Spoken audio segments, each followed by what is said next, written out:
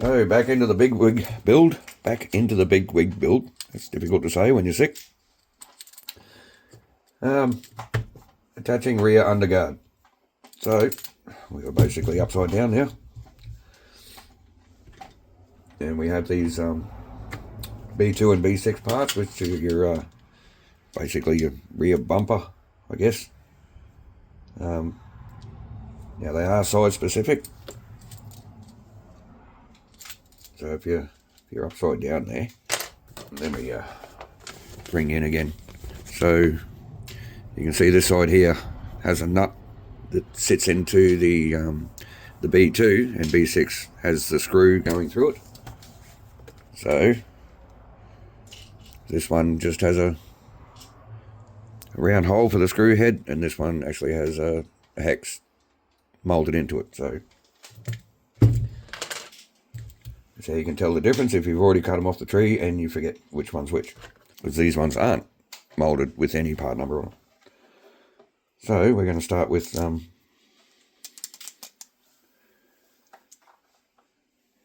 just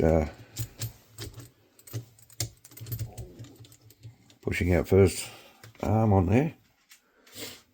Now I'm going to bring it back up the right way to do this. Just going to push that screw through with the screwdriver. You may need your smaller JIS to get this done. And I'm just going to sit the nut, we'll try to anyway, sit the nut into that molded hex and just let the screw pick up on the thread.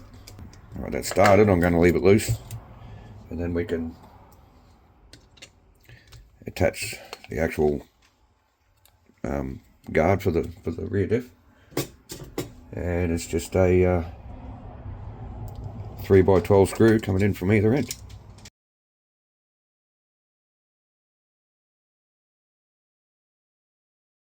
And that is step 12. That is our rear guards and underbody guard fitted. Now onto the front uprights. Now I'm only going to build one of these on camera, and probably one of these on camera, because they're just left and right, so you don't need to see the whole thing happening. Thanks mate. Now can I have those other two uprights? Now I wanted to show you something here. So you get, thanks, you get two sets of uprights in the kit. Now at first glance, they look exactly the same. I did actually have a really close look at them.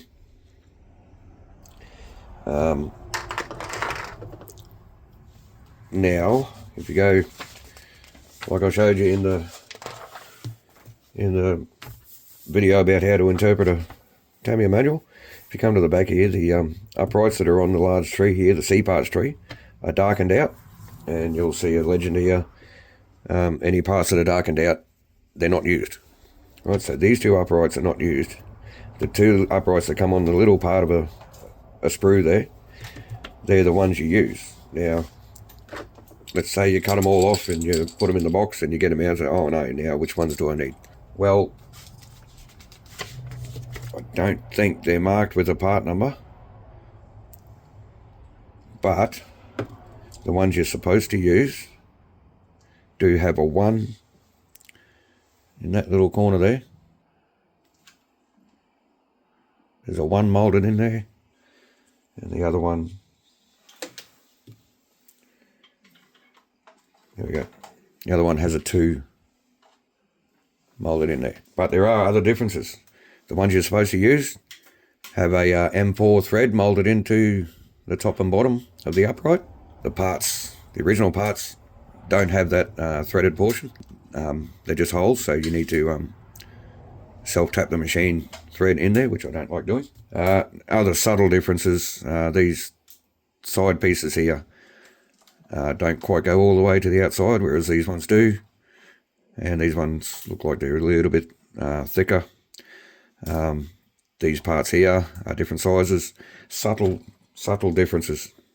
Main thing is you need the uprights with the threaded portions in them.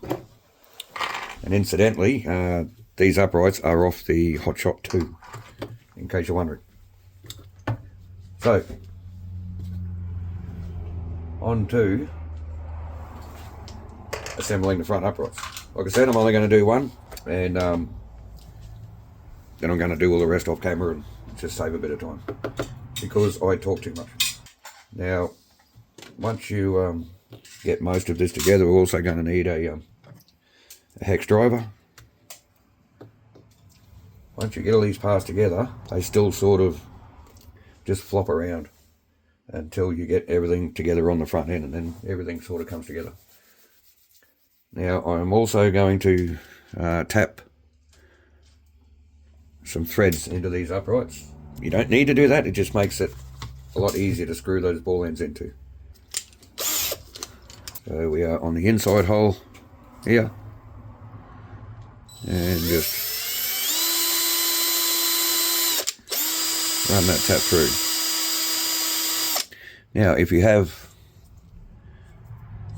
an M4 tap, let's just say you broke one of these uprights. If you had an M4 tap, I don't think there's any reason why you couldn't use the other uprights that came in the kit. Just thread these holes out, take out the broken upright, replace it with one of these other ones, and you should be good to go. It'll get you out of trouble anyway. So we're only doing one, like I said. I don't think these are size specific. I think they'll fit either side, because they don't even give you a tree number for the uprights. They just call them an upright. Right? So just orient the part the same way as the cartoon in the book,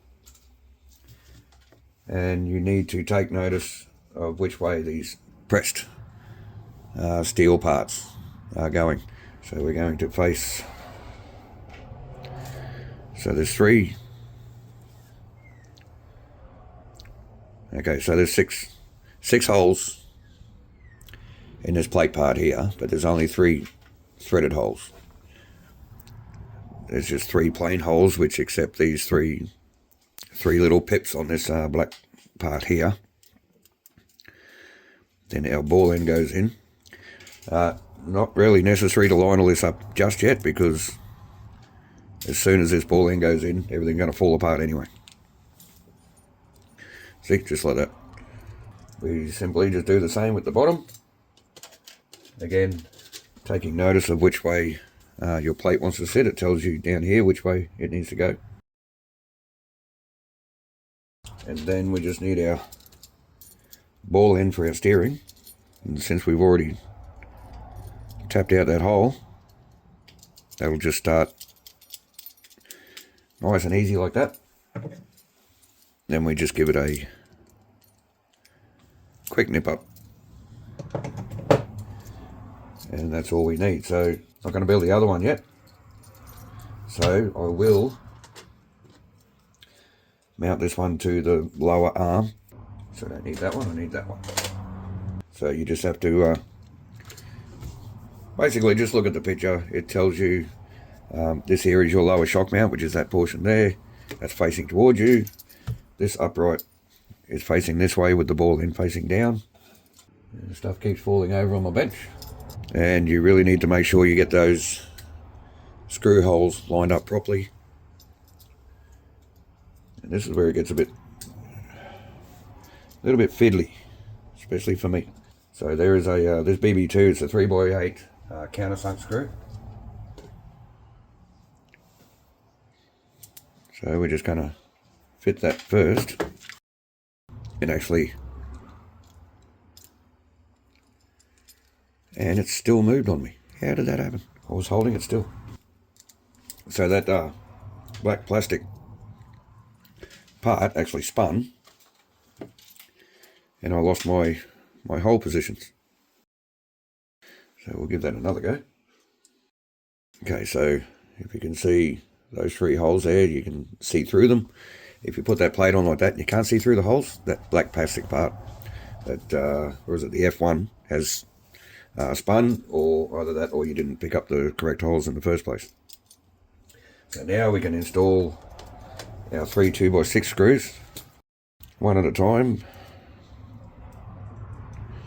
Just don't tighten them up just yet. We've got all our 3 2x6 screws in loosely. Now we can just come in and just nip them up. So now we can come in and mount our top arm. Again, I'm only doing one side to show you guys on camera, because the other side is exactly the same, it's just reversed, basically. So our top upper arm, you can see the cutout here for the front shock. Basically the same thing as the bottom. You need to line up your black plastic part so that you can see through all three parts. Then we can screw in that countersunk screw. And then our 2x6 chrome screws. And then we can install our bearings. You can just get it straight. You can just use one of your drivers. You can even use your box wrench that comes in the kit, just to push that bearing in. Depends how, my fingers are too big to go in there, but other people might have a drama with it. So we can just press them bearings in. Actually a nice tight fit, which is good. And then our out drive, and that is one side completed, ready to attach to our front gearbox. So we have our front transmission, front gearbox, and of course that center pin has pushed its way through there a bit. I hope. I didn't check when I put the rear arms on, but I hope that center pin's still in there. So we can check that later. So I'm just going to attach this arm to the front transmission. My brain is a little bit slow today because this head cold is really getting to me. So again, I'm just going to grease up the holes where the pins actually pivot.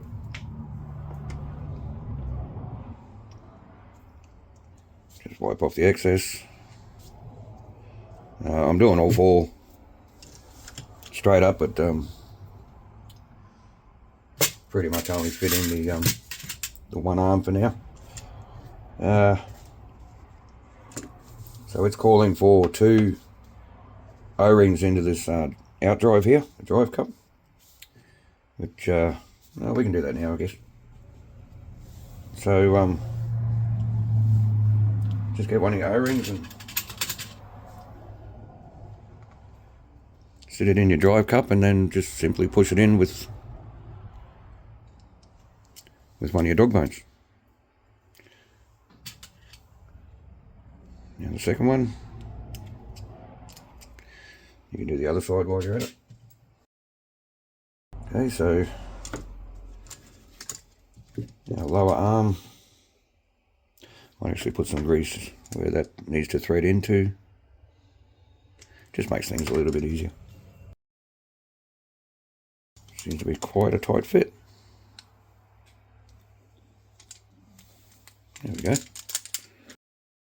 Now before we attach our top arm, we need to insert our dog bone, drive shaft, and I have that on the completely wrong side. Do I? No, that's right. It just looked a bit wonky there for a second. So, drive shaft in, or dog bone, or whatever you guys want to call it. They're still all drive shafts, or half shafts. So many names.